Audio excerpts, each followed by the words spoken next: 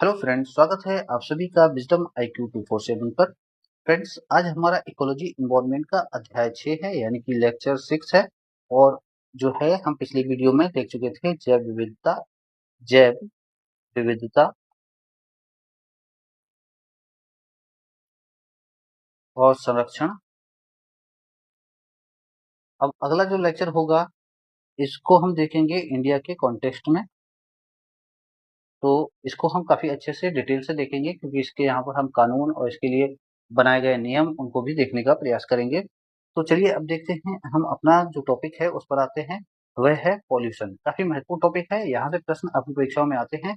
और मैं एक बात आपको क्लियर पहले ही कर देता हूँ कि ये जो टॉपिक है प्री प्लस मेंस को लेकर है, यानी कि प्री और मेंस दोनों की जो हम यहाँ पर तैयारी लेकर चल रहे हैं, और हम उसी हिसाब से कराने का आपको प्रयास करते हैं।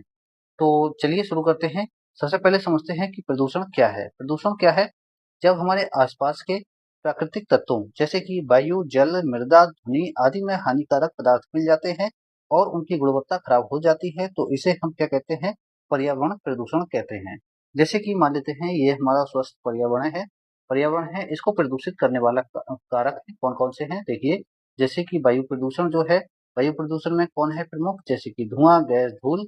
इसी तरह से जल प्रदूषण में औद्योगिक अपशिष्ट, सीवर, रसायन। ध्वनि प्रदूषण में जैसे वाहनों की आवाज, मशीनें, लाउड स्पीकर। ठोस अपशिष्ट प्रदूषण में किसको शामिल किया जाता है? जैसे कि कचरा, प्लास्टिक अपशिष्ट पदार्थ, और ऐसे ही अन्य पदार्थ जैसे कि बोतलें, या फिर जो मेडिकल वेस्ट होता है जिसमें निडल है, और या फिर सिरिंज है, या फिर बोतलें हैं प्लास्टिक की, ऐसी ही चीजें शामिल होती हैं। साथ ही अगर हम देखें मृदा प्रदूषण, तो जिसमें रासायनिक उर्वरक, कीटनाशक, भारी धातु और ऐसे ही तत्व जो मृदा की उर्वरता को नष्ट करते हैं, तो वह क्या कहलाते हैं? मृदा प्रदूषण, ये प्रदूषक कहलाते हैं। तो देख लेते हैं कि प्रदूषक क्या है। पहले इसको समझ लेते हैं कि वे पदार्थ जो ऊर्जा या कारक को पर्यावरण की गुणवत्ता को हानि पहुंचाते हैं, क्या कहलाते हैं? प्रदूषक कहलाते हैं। यानी कि हम संक्षेप में समझे तो संक्षेप में क्या है कि ऐसे पदार्थ जो पर्यावरण को हानि पहुंचाने में सहायक होते हैं या सहायता करते हैं या उसमें भूमिका निभाते हैं, तो वे क्या कहलाते हैं? प्रदूषक कहलाते हैं। प्रदूषण के प्रमुख कारण देख लेते हैं, तो उससे पहले हम देख लेते हैं एक चीज, प्रदूषण कितने प्रकार का होता है। प्रदूषण जो होता है ये होता है दो प्रकार का प्रदूषण होता है। दो प्रकार का प्रदूषण होता है, एक तो होता है मानव जनित, दूसरा होता है प्राकृतिक। तो एक प्रश्न आता है, क्या प्रकृति भी ऐसा करती है? जी हाँ, बिल्कुल, प्रकृति लगातार करती रही है ऐसा। लेकिन चूंकि प्रदूषण तो प्रदूषण है, उसको हम वही मानेंगे। चलिए देखते हैं, प्रदूषण के प्रमुख कारण हो गए हमारे ये। तो हाँ, इसको देख लेते हैं। तेजी से औद्योगिकरण, वाहनों से धुआं, अनियंत्रित शहरीकरण, रासायनिक उर्वरक, कीटनाशकों का उपयोग, वनों की कटाई, अपशिष्टों का अनुचित निपटान जो है क्या है? प्रदूषण के प्रमुख कारण हैं। प्रकृति जो है क्या करती है, जब प्रकृति तो प्रदूषण करती है, लेकिन प्रकृति उसको बैलेंस कर लेती थी। लेकिन अब जो है अत्यधिक प्रदूषण हो रहा है, तो उसको बैलेंस करना मुश्किल होता जा रहा है। इसलिए जो है प्रदूषण ज्यादा चरम रूप ले चुका है, भयंकर रूप ले चुका है। प्राकृतिक एवं मानवजनित प्रदूषण। अब हम बात कर लेते हैं प्राकृतिक और मानवजनित प्रदूषण कौन सा है। देखिए, ज्वालामुखी विस्फोट, जंगल की आग, धूल भरी आंधियां जो है ये प्राकृतिक कारण है। जबकि अगर हम देखें मानव निर्मित उद्योग, वाहनों से निकलने वाला धुआं, घरेलू अपशिष्ट, रसायन आदि जो हैं मानव निर्मित प्रदूषण होते हैं। प्रदूषण का प्रभाव देखें तो प्रदूषण से मानव स्वास्थ्य, वनस्पति, जलीय जीव, पशु पक्षी तथा संपूर्ण पर्यावरणीय संतुलन पर नकारात्मक प्रभाव पड़ता है। ये आपको याद रखना है। और इससे जो है मानव अछूता नहीं है, मानव के ऊपर सीधा प्रभाव पड़ता है। चलिए अब समझते हैं वायु प्रदूषण को हम डिटेल से समझते हैं, और इसका मानव के ऊपर क्या प्रभाव पड़ता है उसको भी देख लेते हैं। वायु प्रदूषण की परिभाषा, इसको हम देखते हैं। सबसे पहले, वायु में हानिकारक गैसों, धूल कणों, धुएं, धातुओं कणों तथा अन्य हानिकारक पदार्थों की अधिकता से वायु प्रदूषण होता है। तो इसको ही हम क्या कहते हैं? वायु प्रदूषण कहते हैं। वायु प्रदूषक जो है, इनके कारक की बात करें तो प्रमुख प्रदूषक हैं जैसे कि carbon monoxide, sulphur dioxide, nitrogen oxide, carbon dioxide, ozone, सीसा, धूलकण और हाइड्रोकार्बन, क्लोरोफ्लोरोकार्बन। यहाँ पर एक प्रश्न बनता है, फ्री में सबसे अधिक बनता है, उसको मैं आपको बता देता हूँ। वह प्रश्न क्या है? एक प्रश्न बनता है कि अम्ल वर्षा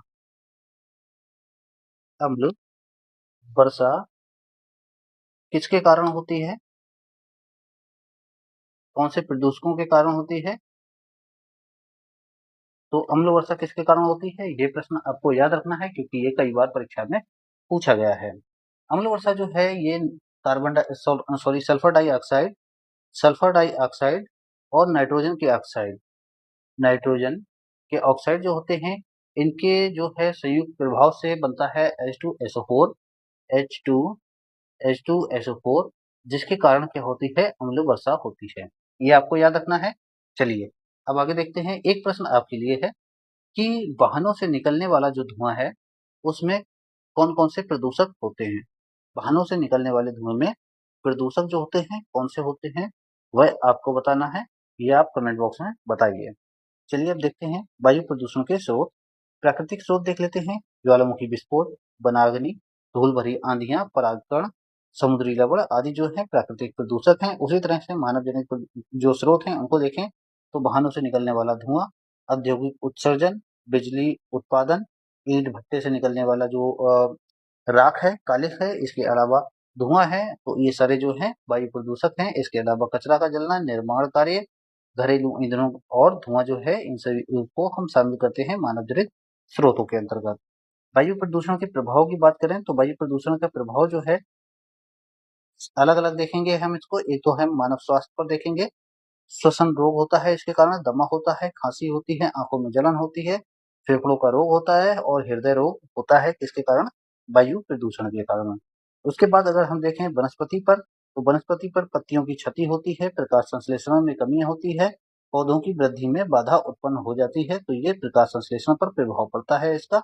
साथ ही अगर हम देखें पर्यावरण पर, तो इसमें स्मॉग, अम्ल वर्षा, ग्लोबल वार्मिंग, ओजोन परत की क्षति और जलवायु परिवर्तन, जो ये जो है क्या है? प्रमुख जो है पर्यावरण पर प्रभाव डालता है। अम्ल वर्षा के बारे में मैंने आपको बता दिया है। ग्लोबल वार्मिंग का मतलब क्या है? ग्लोबल वार्मिंग का मतलब है जो है हमारी पृथ्वी लगातार गर्म हो रही है, इसकी वजह से ग्लोबल वार्मिंग देखने को मिलती है। ओजोन परत का क्षति है, इसका प्रमुख कारण कौन है? CFC है, क्लोरोफ्लोरोकार्बन। ठीक है, ये आपको याद रखना है। चलिए आगे देखते हैं। जल प्रदूषण। जल प्रदूषण को देखते हैं और इसको अच्छे से समझ लेते हैं, जैसे हमने अभी वायु प्रदूषण को समझा है। जल प्रदूषण की अवधारणा एक बार देख लेते हैं। जब जल में हानिकारक रसायन, अपशिष्ट, रोगजनक जीवाणु या अन्य अवांछित पदार्थ मिल जाते हैं, जिससे जल की गुणवत्ता खराब हो जाती है और वह जीवों के लिए हानिकारक बन जाता है, उसे क्या कहते हैं? जल प्रदूषण कहते हैं। संक्षेप में समझिए कि जल में ऐसे हानिकारक पदार्थों का शामिल हो जाना जो हमारे उपयोग या पीने योग्य ना रहे, उसको हम क्या कहते हैं? जल प्रदूषण कहते हैं। सिंपल भाषा में आप ऐसे समझ सकते हैं। देखिए जल प्रदूषण जो है आप देख सकते हैं, अगर स्वच्छ जल है तो उसमें मछलियाँ रह सकती हैं, जीवन पनप सकता है। दूसरी तरफ अगर प्रदूषित जल है तो उसमें जीवन नहीं पनप सकता है। उसमें जो है मछलियाँ हों या ऐसे ही अन्य जीव जो डेड होते हुए आपको दिखाई देंगे। तो चलिए अब हम देख लेते हैं जल प्रदूषण के प्रमुख स्रोत। तो अगर हम बात करें तो घरेलू अपशिष्ट जैसे कि नालियों का गंदा पानी, साबुन, डिटर्जेंट, रसोई का अपशिष्ट जो है, ये सब क्या है? जल प्रदूषण के प्रमुख स्रोत हैं। उसके बाद अगर हम देखें औद्योगिक अपशिष्ट, तो औद्योगिक अपशिष्ट में रसायन, अम्ल, क्षार, धातुएं हैं, रंग है, डाई है, तेल है और इसी तरह से अन्य जो अनावश्यक पदार्थ हैं वह निकलते हैं, वह सब क्या है? औद्योगिक अपशिष्ट हैं।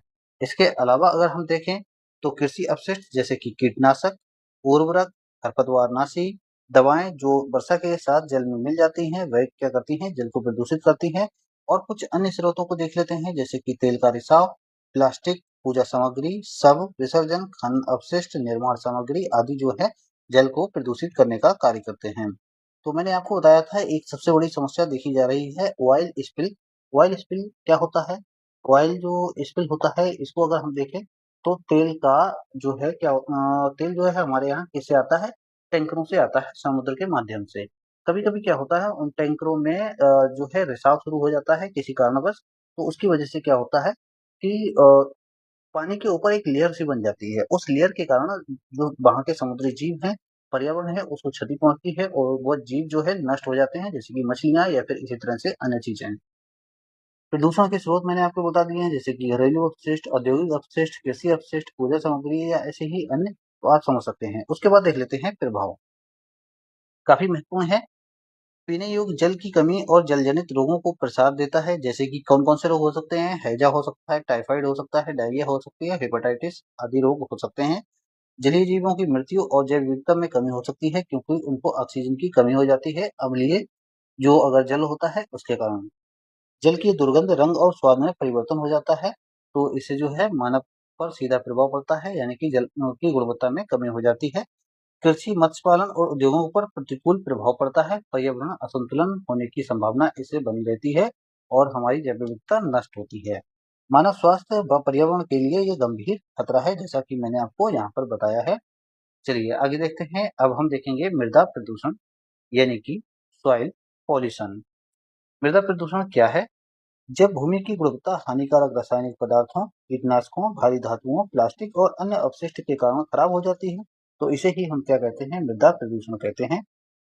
तो अगर हम देखें मृदा प्रदूषण के प्रमुख कारण, तो कारण देख लेते हैं कौन कौन से हैं, जैसे कि रासायनिक उर्वरक और कीटनाशक का अत्यधिक उपयोग, औद्योगिक अपशिष्ट और रासायनिक कचरे का सीधे डंप करना, प्लास्टिक कचरा और पॉलीथीन को सीधे जो है खेतों में आना, खनन कार्य और भारी धातुओं का शामिल होना, शहरी ठोस अपशिष्ट और सीवेज का सीधे जो है पानी में या फिर खेतों में बहा देना।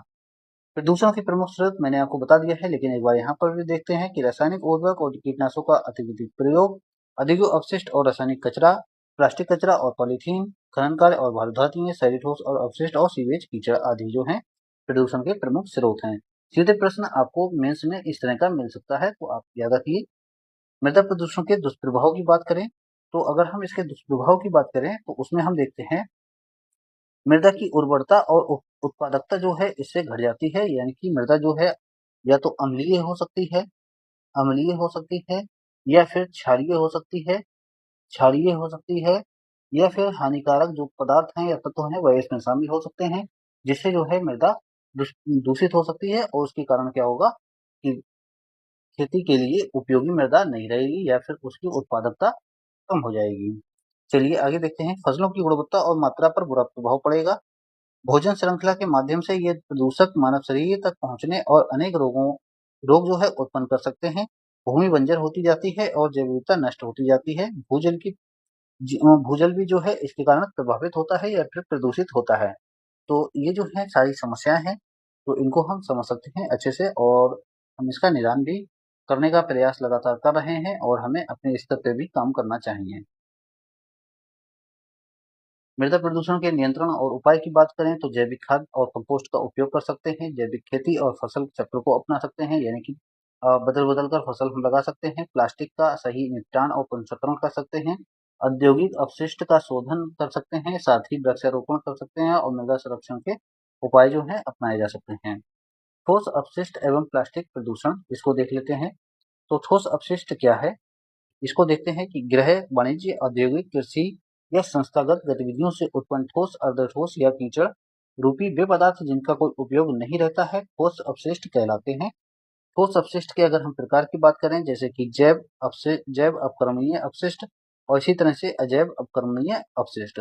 जैव अपक्रमणीय अपशिष्ट क्या होते हैं? जैसे कि वे पदार्थ जो आसानी से गल या सड़ सकते हैं उनको जैव अपक्रमणीय अपशिष्ट कहते हैं। इसी तरह से अजैव अपक्रमणीय अपशिष्ट क्या होते हैं? जो पदार्थ आसानी से गल नहीं सकते हैं, जैसे कि प्लास्टिक है, टिन है, शीशा है, ऐसे पदार्थ जो हैं अजैव अपक्रमणीय होते हैं। चलिए यहाँ पर देखते हैं ठोस अपशिष्ट प्रबंधन की प्रक्रिया क्या अपनाई जाती है। कचरा अलग करते हैं, संग्रहण करते हैं, परिवहन करते हैं, उपचार प्रसंस्करण में पहुंचाते हैं, उसके बाद उसका निपटान करते हैं। गीला कचरा जो है जैव अपक्रमणीय, उदाहरण के लिए भोजन अवशेष, फल सब्जियां, पत्ते जो हैं इस तरह से हम अलग रखते हैं। सूखा कचरा अजैव अपक्रमणीय जो है हम अलग रखते हैं। इसी तरह से सैनिटरी कचरा स्वास्थ्य संबंधी, उदाहरण जैसे कि डायपर, सैनिटरी पैड, पेंट्री जो है हम रेड बॉक्स में रखते हैं। और ई वेस्ट जो है इलेक्ट्रॉनिक कचरा, उदाहरण के लिए mobile, battery, charger, computer part आदि जो है हम येलो बॉक्स में रखते हैं। तो ये बॉक्स के बारे में मैं आपको बता दिया हूँ। उसके बाद करते हैं प्लास्टिक प्रदूषण क्या है। प्लास्टिक पदार्थों का अत्यधिक उपयोग और उनका अनुचित निपटान, जिससे मिट्टी जो है जल, वायु एवं जीव जंतुओं को हानि पहुंचती है, प्लास्टिक प्रदूषण कहलाता है। प्रदूषण के प्रमुख स्रोत की बात करें, प्लास्टिक बैग, बोतल, पैकेजिंग सामग्री, थर्मोकोल, प्लास्टिक के बर्तन, स्ट्रॉ, टायर जो है, प्लास्टिक के खिलौने, तो ये सब हैं इसमें शामिल होते हैं। साथ ही इलेक्ट्रॉनिक सामान, नायलॉन, कृत्रिम रेशे इसमें शामिल किए जा सकते हैं। ठोस अपशिष्ट और प्लास्टिक प्रदूषण के प्रभाव, अगर हम प्रभाव की बात करें तो इनका प्रभाव क्या पड़ता है? भूमि की उर्वरता घटती है और मिट्टी की गुणवत्ता खराब हो जाती है। जल निकास अवरुद्ध होता है जिससे बाढ़ और जल भराव होता है। वायु प्रदूषण बढ़ता है, खुले में कचरा जलाने से विषैली गैसें निकलती हैं। पशु पक्षी व जलीय जीव प्लास्टिक खाकर मर सकते हैं। मानव स्वास्थ्य पर दुष्प्रभाव जैसे कि कैंसर, श्वसन रोग, एलर्जी आदि देखने को मिलते हैं। सौंदर्य ड्रग एवं दुर्गंध फैलती है। तो सौंदर्य जो ड्रग्स हैं उनसे दुर्गंध वगैरह फैलती है। अब देखते हैं समाधान। समाधान जो है 3R समाधान इसका दिया गया है। नंबर 1 रिड्यूस यानी कि कम यूज करें ऐसी चीजों का। रीयूज यानी कि पुनः उपयोग करें। रिसाइकिल यानी कि उनका पुनर्चक्रण करें। तो री क्या है 3R यानी कि रिड्यूस, रीयूज, रिसाइकिल। इसमें मुझे ज्यादा समझाने की आवश्यकता नहीं है। तो अब हम देखते हैं हम क्या कर सकते हैं, क्योंकि मेंस में जब हम आंसर राइटिंग करते हैं तो हमें लास्ट में अपने सुझाव भी देने होते हैं कि हम क्या कर सकते हैं। तो हम क्या कर सकते हैं, कचरा अलग अलग डिब्बों में रख सकते हैं। सिंगल यूज प्लास्टिक का उपयोग ना करें तो अच्छा रहेगा। जैविक कचरे से कंपोस्ट खाद बनाएं। प्लास्टिक के स्थान पर कपड़े कागज के बैग का उपयोग कर सकते हैं। सरकार के नियमों का पालन करें और दूसरों को भी जागरूक कर सकते हैं। तो हम ये कर सकते हैं। आगे देखते हैं तापीय एवं रेडियोधर्मी जो प्रदूषण है, ये जो है इस समय हमारे जो जीवन है या फिर विश्व में अगर हम देखें, इस चीज का काफी चलन है। तो चलन इस समय हो चुका है, मैं ये कहूँ। पहले नहीं था इतना, लेकिन अब ज्यादा हो चुका है, क्योंकि विश्व जो है अब लगातार एक ग्लोबल विलेज बनता जा रहा है इसके कारण। अब देखते हैं हम तापीय प्रदूषण क्या है। तापीय प्रदूषण क्या होता है? जब प्राकृतिक जल स्रोतों के तापमान में वृद्धि हो जाती है और जल का तापमान सामान्य सीमा से अधिक हो जाता है, तो इसे क्या कहते हैं? तापीय प्रदूषण कहते हैं। मुख्य स्रोत अगर हम देखें तो ऊष्मा विद्युत संयंत्रों को गर्म जल छोड़ना, उद्योगों का गर्म अपशिष्ट जल, परमाणु संयंत्रों का कूलिंग जल, इंजनों व मशीनों से निकली अतिरिक्त ऊष्मा, शहरी अपशिष्ट जल, जल का जो है गर्म निकास आदि जो है इसके कारक हैं। तो अगर हम देखें पर्यावरण एवं जीवों पर इसका क्या प्रभाव पड़ता है? जल में घुलित ऑक्सीजन की मात्रा कम हो जाती है, इसके कारण मछलियों एवं जलीय जीव जो है मरने लगते हैं। जल का प्राकृतिक संतुलन बिगड़ जाता है। जल में शैवाल यानी कि एल्गी की वृद्धि हो जाती है। जलीय पारिस्थितिक तंत्र प्रभावित हो जाता है। जहां पर ज्यादा एल्गी या शैवाल बढ़ जाएंगे वहां ऑक्सीजन कम होती चली जाएगी जल के अंदर। रेडियोधर्मी प्रदूषण क्या है, आइए इसको समझ लेते हैं। रेडियोधर्मी पदार्थों के उत्पादन, उपयोग, परिवहन या निपटान के दौरान जब ये पदार्थ पर्यावरण, वायु, जल या मृदा में फैल जाते हैं और जीवों को हानिकारक प्रभाव पहुंचाते हैं, तो इसे कि हम क्या कहते हैं? रेडियोधर्मी प्रदूषण कहते हैं। मुख्य स्रोत क्या है इनको देख लीजिए। परमाणु ऊर्जा संयंत्र, चिकित्सा में रेडियोधर्मी पदार्थों का उपयोग, अनुसंधान प्रयोगशालाएं, परमाणु हथियारों का परीक्षण, रेडियोधर्मी पदार्थ सॉरी खनिजों का खनन और प्रसंस्करण। प्रभाव की बात करें तो प्रभाव क्या पड़ता है? जैसे कि कैंसर, ल्यूकेमिया इसके इसके जैसी गंभीर बीमारियां देखने को मिलती हैं। आनुवंशिक विकार एवं जन्म दोष हो सकता है। प्रतिरक्षा तंत्र कमजोर होता है। पारिस्थितिकी तंत्र का दीर्घकालिक नुकसान होता है। मृदा, जल एवं वायु की गुणवत्ता में गिरावट देखी जाती है। अब हम बात कर लेते हैं तापीय प्रदूषण के नियंत्रण की बात। तापीय प्रदूषण का नियंत्रण कैसे है? जैसे कि कूलिंग टॉवर का उपयोग करना है। गर्म जल को सीधे न छोड़कर ठंडा करके छोड़ना चाहिए। उद्योगों में अपशिष्ट जल के लिए मानक निर्धारित करना चाहिए। पर्यावरण अनुकूल तकनीकों का प्रयोग करना चाहिए। इसी तरह से हम देखें रेडियोधर्मी प्रदूषण के नियंत्रण के उपाय क्या करने चाहिए। नंबर 1 तो रेडियोधर्मी अपशिष्ट का वैज्ञानिक तरीके से संग्रहण और सुरक्षित निपटान करना चाहिए। दूसरा, रेडिएशन सुरक्षा मानकों का सख्ती से पालन करना चाहिए। परमाणु संयंत्रों की नियमित जांच और रखरखाव करना चाहिए। रिसर्च एवं स्वास्थ्य सेवाओं में रेडियोधर्मी पदार्थों का सीमित और सुरक्षित उपयोग करना चाहिए। साथ ही जन जागरूकता बढ़ाएं और आपातकालीन योजनाओं को तैयार रखें। तो ये जो है हम नियंत्रण के उपाय अपनाए जा सकते हैं। उसके बाद हम करें प्रदूषण नियंत्रण की बात, क्योंकि ये जो है काफी महत्वपूर्ण है। और इससे पहले मैं आपको एक बात बता देता हूँ कि एक जो टॉपिक है उसको हम जरूर देखेंगे यहाँ पर। मानव जीवन पर पर्यावरण प्रदूषण से प्रभाव जो है कौन कौन से पड़ते हैं और किस किस के कारण कौन से प्रभाव पड़ते हैं उनको हम जरूर देखेंगे। क्योंकि कौन सी बीमारी किसके कारण होती है, ये प्रश्न परीक्षा में बार बार पूछा जाता है, उसको हम जो है लास्ट में कवर करेंगे। तो चलिए इसको देख लेते हैं। प्रदूषण नियंत्रण। प्रदूषण नियंत्रण के लिए क्या किया गया है? प्रदूषण नियंत्रण का अर्थ क्या होता है? प्रदूषण के स्रोतों को कम करना या समाप्त करना तथा पर्यावरण की गुणवत्ता को सुरक्षित रखना। इसका उद्देश्य मानव स्वास्थ्य, जीव जंतुओं, वनस्पतियों और प्राकृतिक संसाधनों की रक्षा करना होता है। स्रोत का नियंत्रण हम किस तरह से इसको अपना सकते हैं? तो इसके कुछ मूल सिद्धांत उनको देखिए। जैसे कि स्रोत पर हम जहाँ पर ये उत्पादित हो रहा है, जहाँ पर बन रहा है, वहां पर हम नियंत्रण कर सकते हैं। उपचार एवं शोधन कर सकते हैं, पुनर्चक्रण एवं पुनः उपयोग कर सकते हैं, सुरक्षित निपटान किया जा सकता है, साथ ही जन सहभागिता को बढ़ाया जा सकता है। प्रदूषण नियंत्रण के लिए आवश्यक कदम जैसे कि स्वच्छ ऊर्जा स्रोतों का उपयोग को बढ़ाना, जैसे कि सोलर ऊर्जा, विंड ऊर्जा, इस तरह की चीजों को, वाहनों की नियमित जांच एवं प्रदूषण मानक लागू करना, उद्योगों में अपशिष्ट उपचार संयंत्र अनिवार्य करना, प्लास्टिक और एकल उपयोग वस्तुओं पर प्रतिबंध लगाना, वृक्षारोपण और हरित आवरण को बढ़ाना, जन जागरूकता और पर्यावरण शिक्षा को बढ़ावा देना, कानूनों का कड़ाई से पालन करना और निगरानी करना। प्रदूषण नियंत्रण क्षेत्रवार उपाय देख लेते हैं, जैसे कि प्रदूषण नियंत्रण वायु प्रदूषण में देखते हैं, इलेक्ट्रॉनिक वाहनों को बढ़ावा देना, स्वच्छ ईंधन सीएनजी एलपीजी का उपयोग करना, उद्योगों में चिमनी या फिल्टर और स्क्रबर लगाना, नियमित वाहन सर्विसिंग और पीयूसी की जांच करवाते रहना। जल प्रदूषण में अलग से अगर हम देखें तो अपशिष्ट जल का उपचार करना, नदियों तालाबों की सफाई एवं पुनर्जीवन का कार्य करना, रासायनिक उर्वरकों और कीटनाशकों का सीमित उपयोग करना। मृदा प्रदूषण में अगर हम देखें तो रासायनिक उर्वरकों कीटनाशकों का संतुलित उपयोग करना, जैविक खाद और कंपोस्ट का प्रयोग करना, अधिक से अधिक प्लास्टिक और हानिकारक कचरे का सुरक्षित निपटान किया जाना चाहिए।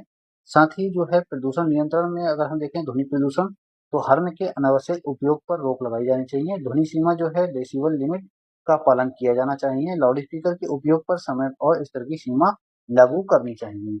ठोस अपशिष्ट में देखें, अगर हम देखें तो कचरे को गीला और सूखा कचरा को अलग करना चाहिए, जैसे कि मैंने आपको अलग अलग रंग के बॉक्स बताए हैं, उसके अकॉर्डिंग। साथ ही जैविक कचरे का कंपोस्ट बनाना चाहिए, पुनर्चक्रण योग्य वस्तुओं का पुनर्चक्रण करना चाहिए, प्लास्टिक और खतरनाक कचरे का सुरक्षित निपटान करना चाहिए। अब हम देख लेते हैं प्रदूषण नियंत्रण से संबंधित प्रमुख संस्थाएं हैं, कौन कौन सी संस्थाएं हैं, इनको याद रखिए। जैसे कि केंद्रीय प्रदूषण नियंत्रण बोर्ड सीबीसी, राज्य प्रदूषण नियंत्रण बोर्ड एसबीसी, पर्यावरण वन एवं जलवायु परिवर्तन परिवर्तन मंत्रालय और राष्ट्रीय हरित अधिकरण एनजीटी। इनको जो है अलग से डिटेल में चर्चा करेंगे, तो हम इनको बात के लिए छोड़ते हैं क्योंकि वीडियो ऑलरेडी काफी लंबा हो चुका है। तो इसको हम देख लेते हैं काफी शॉर्ट में। प्रदूषण नियंत्रण से संबंधित प्रमुख कानून, जैसे कि जल प्रदूषण निवारण और नियंत्रण अधिनियम 1974 काफी महत्वपूर्ण है। ये आप याद रखिए क्योंकि प्रश्न यहाँ से आपको सीधे प्री में देखने को मिलेंगे। मेंस के लिए मैंने आपको पा चुका हूँ, आपको बता चुका हूँ। अब प्री का जो है यहाँ आप याद रखिए, प्री का यहाँ से क्वेश्चन मिलेगा और जहाँ प्री के मिलने की संभावना थी वो भी मैंने आपको बता दिया है। यूपीपीसीएस या फिर ऐसी ही अन्य परीक्षाएं, स्टेट पीसीएस जो है, तो ये यूपीएससी भी यहाँ से प्रश्न पूछता है और यूपीपीसीएस भी यहाँ से प्रश्न पूछता है, काफी महत्वपूर्ण है। तो ये कानूनों को आपको याद रखना है। साथ ही वायु प्रदूषण निवारण एवं नियंत्रण अधिनियम 1981, पर्यावरण संरक्षण अधिनियम 1986, वन संरक्षण अधिनियम 1980, जैव विविधता अधिनियम 2002, ठोस अपशिष्ट प्रबंधन अधिनियम 2016, प्लास्टिक अपशिष्ट प्रबंधन अधिनियम 2016। समग्र प्रभाव एवं पर्यावरण संरक्षण। अगर हम बात करें प्रदूषण के समग्र प्रभाव की, तो स्वास्थ्य पर प्रभाव पड़ता है, पर्यावरणीय प्रभाव पड़ता है, आर्थिक प्रभाव पड़ता है और सामाजिक प्रभाव पड़ता है। ये मैंने आपको बता दिए हैं, तो इनको दोबारा बताकर टाइम ज़्यादा नहीं लेंगे आपका। चलिए आगे देखते हैं पर्यावरण संरक्षण का महत्व। तो महत्व भी आप जो है इसको पढ़ लीजिए एक बार वीडियो पॉज करके। आगे देखते हैं पर्यावरण संरक्षण के उपाय। तो उपाय जो हैं जैसे कि वृक्षारोपण एवं वनीकरण, स्वच्छ ऊर्जा का उपयोग, जैसे कि आप यहाँ पर देख सकते हैं, जल संरक्षण यानी कि जल को हम स्टोर कर सकते हैं। साथ ही अपशिष्ट प्रबंधन के लिए 3R सिद्धांत का उपयोग कर सकते हैं। कौन कौन से? रिड्यूज यानी कि कम कर सकते हैं किसी भी चीज का उपयोग करना, उसके बाद रीयूज हम दोबारा उसका उपयोग कर सकते हैं, रिसाइकिल और उसको रिसाइकिल के लिए भेज सकते हैं। उसके बाद जन जागरूकता एवं शिक्षा का जो है प्रचार प्रसार कर सकते हैं। सतत विकास को बढ़ावा दे सकते हैं, यानी कि ऐसा विकास करना है ताकि आगे आने वाली पीढ़ियों को भी उसका लाभ प्राप्त होता रहे। साथ ही अगर हम बात करें कानूनों का पालन और सख्त क्रियान्वयन, तो इनका भी हमें पालन करना चाहिए। तो चलिए आगे देखते हैं। आगे है पर्यावरण प्रदूषण कानून और वन प्रदूषण नियंत्रण। इसके बारे में अगर हम देखें तो इसमें कुछ क्वेश्चन दिए गए हैं। क्वेश्चन को अगर हम देखें तो इससे पहले हम देख लेते हैं हमारे कुछ महत्वपूर्ण ऐसे पॉइंट हैं जो कि आपकी परीक्षा की दृष्टि से डायरेक्ट आपके जो परीक्षा में उनके प्रश्न बनते हैं और जो प्रीलिम्स की परीक्षा है उसकी दृष्टि से काफ़ी महत्वपूर्ण है। जैसे कि अगर हम देखें भारतीय संविधान में पर्यावरण की स्थिति को हम देखें तो ये प्रश्न कई बार परीक्षाओं में पूछा जाता है और काफ़ी महत्वपूर्ण है। तो इसको अगर हम देखें अनुच्छेद 21 जीवन एवं व्यक्तिगत स्वतंत्रता का अधिकार जो है इसमें मिला है। सर्वोच्च न्यायालय ने स्वच्छ एवं स्वस्थ पर्यावरण के अधिकार को अनुच्छेद 21 के अंतर्गत जो है जीवन और व्यक्तिगत स्वतंत्रता का अधिकार माना है। ये आपको याद रखना है, काफी महत्वपूर्ण है, प्रश्न कई बार पूछा जाता है। ये पॉलिटी में और जो है पर्यावरण में दोनों में प्रश्न पूछ लिया जाता है। साथ ही अनुच्छेद 48 जो है 48A राज्य पर्यावरण की रक्षा एवं सुधार तथा वनों और वन्य जीवों की सुरक्षा जो है ये करेगा। तो ये किसके अंतर्गत आता है? ये आता है नीति निर्देशक सिद्धांत के अंतर्गत। नीति निर्देशक जो सिद्धांत है उनके अंतर्गत आता है। साथ ही जो मूल कर्तव्य हैं हमारे उनके अंतर्गत क्या आता है कि प्रत्येक नागरिक का कर्तव्य है कि वह प्राकृतिक पर्यावरण जैसे कि वन, झील, नदी और वन्य जीव की रक्षा एवं सुधार करे तथा जीवों के प्रति दया भाव रखे। तो ये आता है अनुच्छेद 51 यानी कि 51 के अंतर्गत 51G के अंतर्गत। अनुच्छेद 47 कहता है कि राज्य का कर्तव्य है कि वह पोषण स्तर, जीवन स्तर और लोक स्वास्थ्य स्तर में सुधार करे। ये भी नीति निर्देशक के अंतर्गत आता है। साथ ही जो है अनुच्छेद 246 प्लस 7वीं अनुसूची इसमें कहा गया है कि पर्यावरण से जुड़े विषयों पर संघ एवं राज्यों को विधायी शक्तियां प्रदान की गई हैं इसके अंतर्गत। उसके बाद हम करें ये जो है 42वां संविधान संशोधन अधिनियम 1976 में क्या शामिल किया गया? एक तो अनुच्छेद 48 शामिल किया गया और अनुच्छेद 51A शामिल किया गया है। ये आपको याद रखना है क्योंकि यहाँ से प्रश्न सीधे बनते हैं। तो ये जो है प्रीलिम्स फोकस है क्योंकि मैं यहाँ पर प्रीलिम्स और मेंस दोनों पर फोकस बनाए हुए हूँ। इसलिए देखते हैं पर्यावरण से संबंधित प्रमुख कानून है जो आपकी परीक्षा में सीधे आते हैं। जैसे कि 1972 में वन्यजीव संरक्षण अधिनियम लाया गया।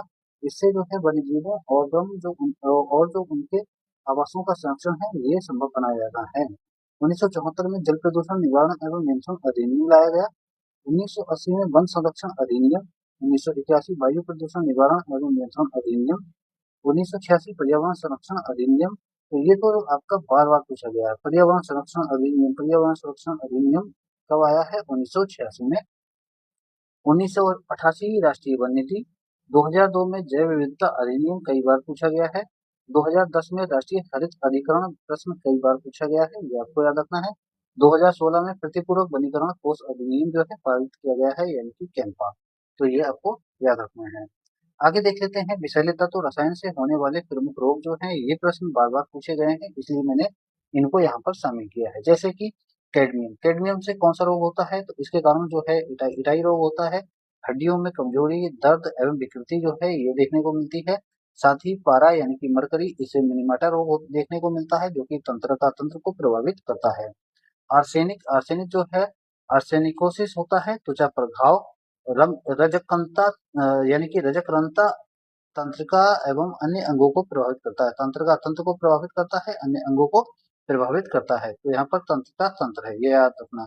साथ ही सीसा यानी कि लेड, सीसा विषाक्तता के कारण सैनिटाइज्म होता है जिससे एनीमिया, तंत्रिका तंत्र एवं गुर्दों का नुकसान जो है गुर्दों में प्रॉब्लम देखने को मिलती है इसके कारण। इसके अलावा अगर हम देखें फ्लोराइड की जो अधिकता है इसके कारण कौन सा रोग होता है? फ्लोरोसिस, फ्लोरोसिस रोग होता है जो कि दांतों एवं हड्डियों को नुकसान पहुंचाता है यानी कि इससे हड्डियां कमजोर होती हैं या फिर क्षीण होने लगती हैं। नाइट्रेट, नाइट्रेट जो है ये मेथेमेग्लोबिनिया या फिर ब्लू बेबी सिंड्रोम, ये एक रोग होता है जिसके कारण रक्त में जो है ऑक्सीजन वहन क्षमता कम हो जाती है जिससे अगर आपने देखा होगा पहले जो है बच्चों की जो नवजात शिशु हुआ करते थे उनकी डेथ हो जाया करती थी, उनका पूरा शरीर नीला हो जाया करता था। तो वो किसके कारण होता था? नाइट्रेट की वजह से। एक बात और याद रखना है कि ज्यादा समय तक रखा हुआ पानी अगर आप पीते हैं तो वह भी नाइट्रेट का प्रमुख कारण बनता है, या बच्चों को पिलाते हैं तो वह भी नाइट्रेट का प्रमुख कारण बनता है। चलिए आगे देखते हैं कार्बन मोनोऑक्साइड। ये जो है हीमोग्लोबिन से जुड़कर ऑक्सीजन की कमी करता है यानी कि ऑक्सीजन को आपकी कोशिकाओं तक पहुंचाने में जो है अवरुद्ध कर देता है उनके मार्ग को। उसके बाद अगर हम देखें सल्फर डाइऑक्साइड, तो सल्फर डाइऑक्साइड जो है श्वसन संबंधी रोग लाता है और ये आंख और श्वसन में तंत्र में जलन यानी कि आंखों में जलन और श्वसन जो है यानी कि फेफड़ों को भी नुकसान पहुंचाता है।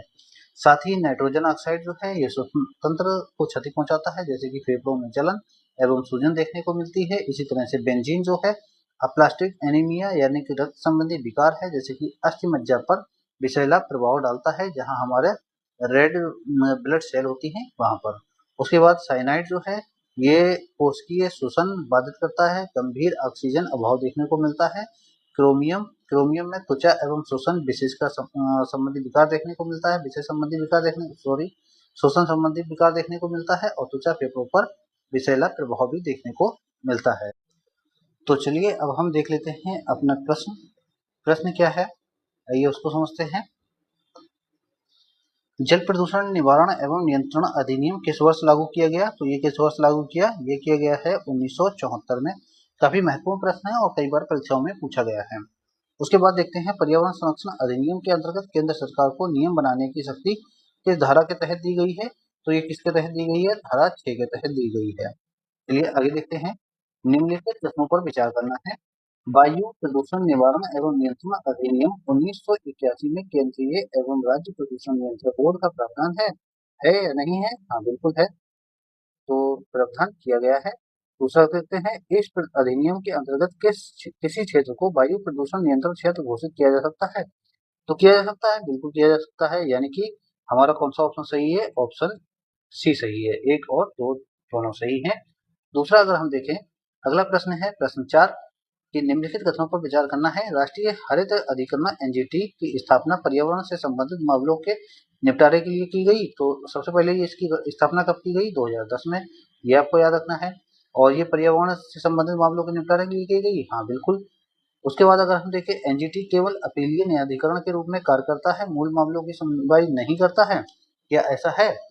तो अगर हम देखें तो ये मूल मामले और अपीलीय दोनों प्रकार की जो है इसको अधिकारिता प्राप्त है, यानी कि ये स्वयं भी देख सकता है और अपील के माध्यम से भी ये सुन सकता है। तो ये ऑप्शन गलत है। हमारा कौन सा ऑप्शन सही है? ऑप्शन ए सही है। इस प्रकार जो है हमने अच्छे से इस टॉपिक को कवर किया है, पॉल्यूशन को। मुझे लगता है इसके अलावा अब आपको कोई और अन्य जो है वीडियो देखने की आवश्यकता नहीं होगी। साथ में जो है अब हमारा नेक्स्ट जो चैप्टर है वह है जैव विविधता एवं संरक्षण जो है ये काफी महत्वपूर्ण है, क्योंकि अब हम इसको देखेंगे इंडिया के कॉन्टेक्स्ट में, क्योंकि यहाँ पर जो है प्री प्लस मेंस दोनों को लेकर चलते हैं, तो इसलिए जो है अब हम इसको प्री फोकस करेंगे, प्री की तरफ फोकस करेंगे इसका, और इंडिया के कॉन्टेक्स्ट में देखेंगे। कैसी लगी आप लोगों को वीडियो? आप कमेंट बॉक्स में बता सकते हैं, और साथ ही जो है वीडियो को लाइक कीजिए, चैनल को सब्सक्राइब कर लीजिए ऐसी ही अन्य वीडियो के लिए। Thank you.